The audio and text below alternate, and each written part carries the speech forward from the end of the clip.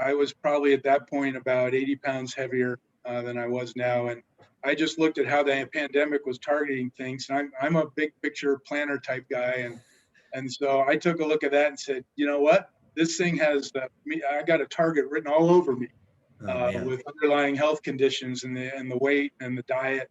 And if I figured if I could lose a bunch of weight and change my lifestyle and be more fit, I might help my immune system should I ever, be have to get the virus.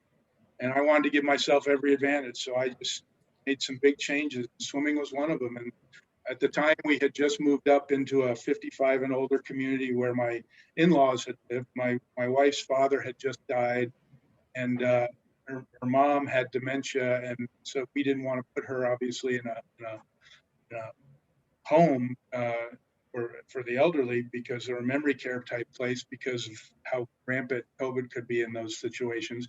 So we Right. just moved up to take care of her and make her whatever time she had left. She had congestive heart failure going on, so we know it wasn't going to be terribly long, and we were able to celebrate her 90th birthday. And so, and that's another reason for me just to do things. But living in that environment, we had a pool, we had tennis courts, pickleball courts, a small mountain behind us that's beautiful that has trails on it. And so I just took all that time, and plus I had to work at home. I couldn't come to the office.